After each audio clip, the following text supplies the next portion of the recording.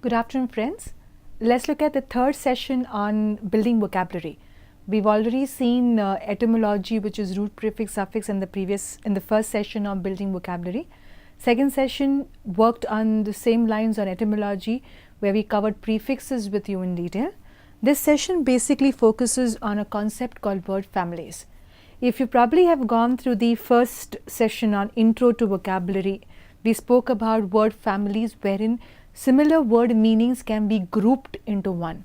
Okay. Now, to understand this method a little better, I'll give you some background on how this method actually came into existence. Let me ask you a question. I'm assuming most of us have heard of something called as a thesaurus. This probably is because these days dictionaries and thesaurus come together if you buy a paperback, and online dictionaries all have a thesaurus element given to you.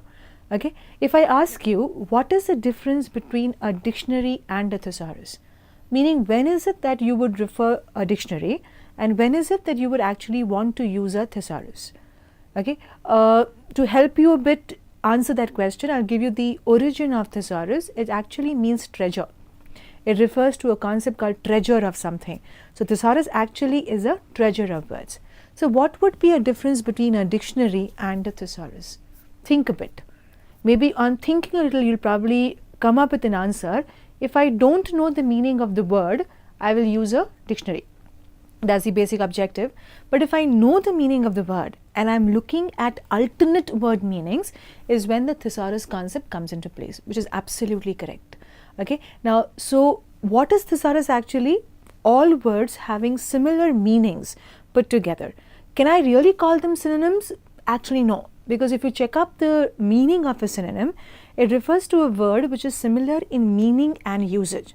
And if you notice in English language, no two words can be similar in both meanings and usage. They can be similar in meanings, they can be similar in usage, but having both of them together is a very difficult thing in English language. So if you notice, when entrance exam ask you questions based on synonyms, generally instructions given to you are identify the word which is closest in meaning to the capitalized word, or to the word or the question word given to you. Now, this whole concept of word grouping was coined by a person known as Roget. So the thesaurus that is actually supposed to be the first of its kind that was ever invented was by a man called Roget. So Roget's thesaurus is said to be the foundation of the concept of word families. And what does Roget believe, or rather he said in his book, was that words can be categorized into around 200, 250, 300 word groups. And under each of them, we start putting words similar in meaning. Let's take a small example to understand what word families mean. I'm assuming you've heard this word speak. If I ask you, speak, can you give me possible synonyms of the speak? Just whatever come to your mind. You will take a minute or so out of this entire session before going ahead and think of all possible words that could come to your mind.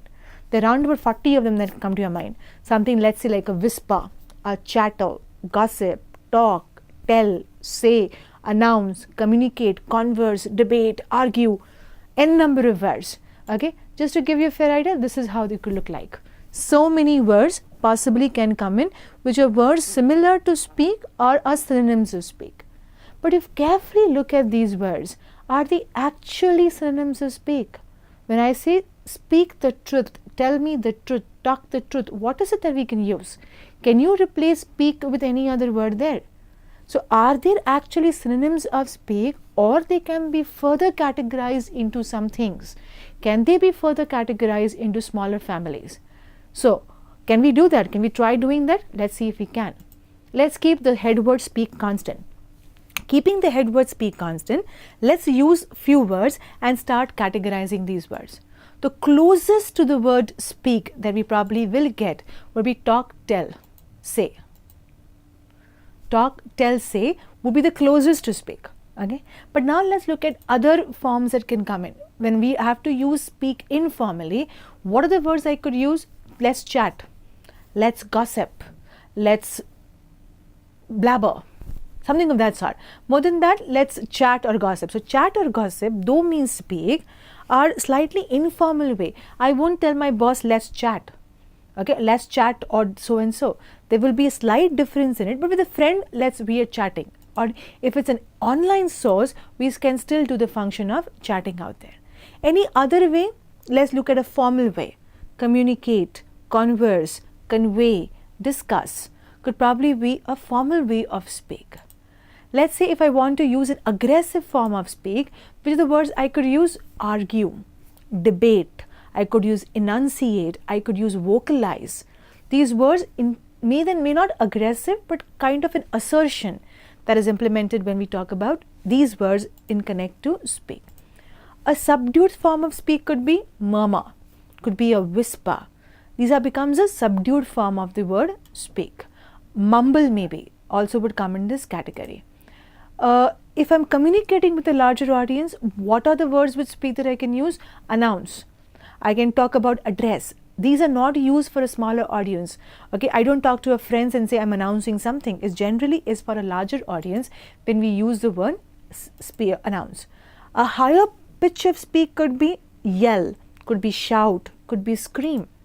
Okay, if you want to express thoughts or views when it comes to speak, what are the words I could use? Express yourself, voice yourself, state what you want to say.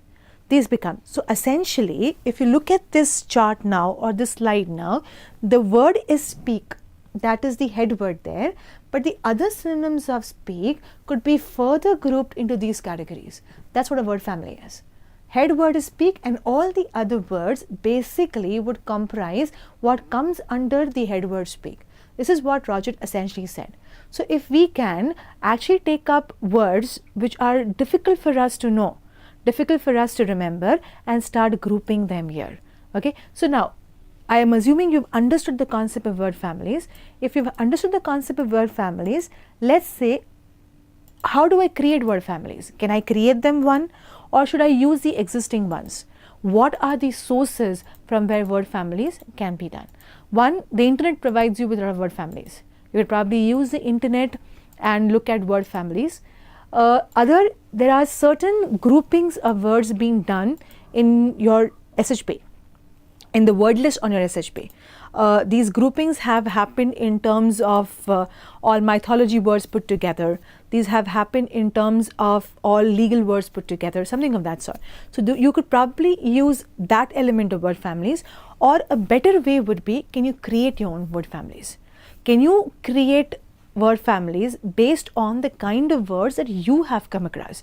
So when you read a newspaper, let's say when you read a magazine, when you read a novel, whenever you come across a difficult word, if you look up the meaning of the word and you find, hey, I already have done a similar word like that before, can you probably categorize and put it there? So the best way would be to create your own word families. Now, how can I create my own word families? We could use thematic ways of doing that. Okay, I'll just briefly describe one or two ways here to give you a fair idea of how this can be done. It's up to you at the end of the day how you want to do it, but these are two ways in which you can probably create your own word families.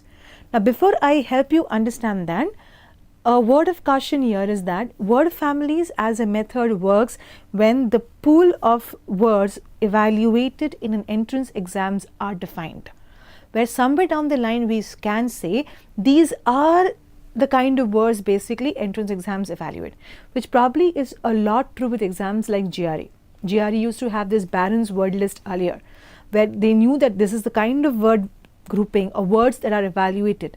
But CAT being an unpredictable exam, where we really do not know what kind of words could come in, could you use word families? Maybe yes or no, it depends on you. But between etymology and word families, if you have to choose, you're preparing for GRE, word families absolutely. Preparing for CAT or the other exams, you probably could look at etymology as a criteria there. Okay, now let's look at how can you create word families. Okay, but have a look at this picture. One of the ways of creating word families, we commonly use words. What are the words that you use very often while you talk to people, you discuss? For example, we very often use the word praise. Okay, if you look at this picture, it kind of shows that some kind of a public praise is being happening. So if I want to think of all possible words or a few possible words, it can come under the grouping here. So the head word here is praise. What are the other words that I can use here? Accolade. If you look at it, You could use the word laud, you can use the word applaud, you could use the word laudatory, you can use the word extol, you can use the word venerate. These are all words which can be used in terms of praise. Let's look at the next one. Can you read the quote if you can? Whatever you do, good or bad, people will always have something negative to say. What is the kind of emotion this quote is trying to come out with or communicate? Critical. So whatever you do, people are going to criticize you. So what are the possible synonyms that we can look? We're talking about critical. Hey, I could have castigate, I could have calumny, I could have censure, I could have belittle, I could have defamation. I could have, let's say, an obloquy, I could have an opprobrium. I can just think of. So whenever next time you come across any word which has the meaning critical, you can actually put it under this category. When you are trying to use the word critical for someone, can you probably use any of these words to bring out that point? So one category or one way of doing word families would be the commonly used words can be picked up and think of all possible synonyms. Now how can you collect these synonyms? You type in maybe on an online dictionary critical, and if the dictionary pops up with all the possible synonyms of critical, that could be used to create a word family. Or you can pick up the Rogers thesaurus and try and do that. If you don't want to do that, whenever you come across a particular new word, can you see if you can categorize into these categories given to you? That's one. Second way of creating word families could also be by taking up words which are used to describe people. Now why is this important? Because a lot of us take part when a lot of us have interviews to face. These interviews could be job based, these interviews could be something to do with the entrance exam, or many a times we do have to write essays on ourselves, something like a statement of purpose, or you have opening questions in interviews like describe yourself. In that case, you anyways have to start talking about yourself. So can you pick up a word family list which talks about these describing words? So let's say I want to describe I'm a happy-go-lucky person. If I'm a happy-go-lucky person, what are the kind of words that can be used to describe me? I'm cheerful, I'm elated, I'm optimistic, I'm euphoric, I'm thrilled, I'm contented. These are all the words which would come under the head word happy. Let's say now I want to say the opposite, or rather I want to say I'm a shy person. If I'm shy, what are the words that can go? Coy. It can be bashful, it can be demure, it can be shrinking violet, it can be introvert, it can be diffident, it can be reticent. All these words essentially would be under the family of shy. So shy is the head word. So whenever you want to say I'm a shy person, I could say I'm an introvert. I'm a reticent person. I don't talk much to people. Okay. Whenever I want to say happy, I could say I'm euphoric, I'm elated, rather than simply saying happy. So happy is the head word. All our word families under happy. Shy is a head word. All the words are under the root of shy or under the head word shy. Look at others. I want to say I'm intelligent, a person who is brainy, who's a genius, who's intelligent. What are the words I could use? Sagacious, he is judicious, he is smart as a whip, he is brainy, he is ingenuous. Are different kinds of words that possibly can be used with the word intelligent. So next time when you want to say someone's intelligent, you probably could use all these words associated with intelligent. Let's take one more. Confused. I'm a confused person. I have no idea where life is headed. I have no idea where to go in life. You want to say something of that sort. What are the kind of words that you can use to describe confused? I could say I'm equivocal, I'm ambiguous, it's vague, it's obfuscated, it's befuddled.